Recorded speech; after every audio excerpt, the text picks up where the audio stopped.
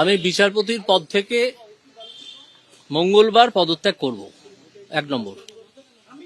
দ্বিতীয় হচ্ছে, আগামীকাল বিচারপতি হিসেবে আমার শেষ দিন। সেদিন আমি কোনো বিচারের কাজ করব না, শুধু কতকগুলো মামলা পার্ট হার্ট হয়ে আছে যেগুলো আমাকে রিলিজ করতে হবে আমার লিস্ট থেকে। কোনো অ্যাডজুডিকেশন নয়, অ্যাডজুডিকেশন আমি গত 7 দিন ধরেও করিনি, কারণ আমি ব্যক্তিগত কারণে ছুটিতে ছিলাম। তো কালকেও কোনো অ্যাডজুডিকেশন করবো না, শুধু মামলাগুলো আমার লিস্টের বাইরে করে দেবো।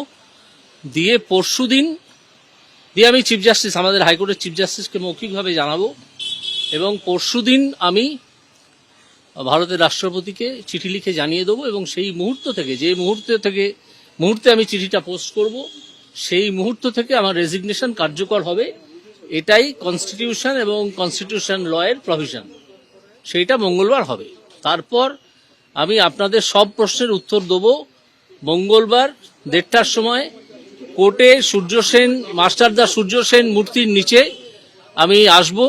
আপনাদের সব প্রশ্নের উত্তর সেদিন দেবো। মাস্টারদার যে ফাঁসির অর্ডার হয়েছিল, সেই ফাঁসির অর্ডার সই করেছিলেন একসময় হাইকোর্টের জজ, তিনি ব্রিটিশ ছিলেন, ক্ষুদিরামেরও তাই ওই দুটো মূর্তি যে হাইকোর্ট যে ভুল করেছিল, একটা স্বাধীনতা সংগ্রামীকে এইভাবে ফাঁসি দেওয়ার উচিত হয়নি। মাস্টার অবশ্য ফাঁসি হয়নি, আগেই তাকে মেরে ফেলা হয়েছিল যা জানা যায়, এবং যার সপক্ষে ডক্টর রাধা বিনোদ পাল টোকিও ট্রায়ালে বলেছিলেন যে মাতৃভূমিকে রক্ষা করা কোনো ক্রাইম নয়, এবং যে কারণে ডক্টর রাধা বিনোদ পালের মূর্তি আছে টোকিওতে, রাস্তাও আছে জাপানে তার নামে। একজন বাঙালি মাথা উঁচু করে সে কথা বলে এসেছিলেন। আমি সেই জন্যেই মাস্টারদাকে প্রণাম জানিয়ে মাস্টারদার পায়ের তলায় দাঁড়িয়ে এই কথাগুলো বলতে চাই। এবং আপনাদের যে অকুণ্ঠ সমর্থন আমি আমার কাজের সময় পেয়েছি, আমি মিডিয়ার কাছে ঋণী। মিডিয়া যেভাবে দুর্নীতির বিরুদ্ধে কথা বলে গেছে ক্রমাগত, এবং তাতে আমার কাজের যে সমর্থন আমি পেয়েছি, তার জন্যে মিডিয়াকে আমি প্রণাম জানাতে চাই। এবং মিডিয়াকে আমি আমার বন্ধু বলে মনে করি, এবং মিডিয়ার কাছ থেকে কোনো কিছুই আমি লুকিয়ে রাখবো না।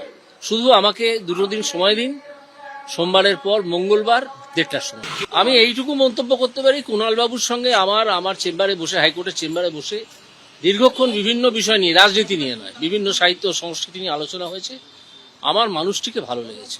কুণাল ঘোষ যতই মুখপাত্র হিসেবে আমাকে আক্রমণ করে থাকুন না কেন, কুণালবাবুকে আমার মানুষ হিসেবে ভালো লেগেছে। সেটা যা খুশি তাই বলতে পারেন। সময় হিসেবে, রাজনীতিবিদ হিসেবে উনি তো বহুদিন রাজনীতি করেছেন, এমপি ছিলেন, সেটা বলতে পারেন। কিন্তু আমি কথা বলে যতটুকু বুঝেছি, কুণাল ঘোষকে আমার ভালো লেগেছে।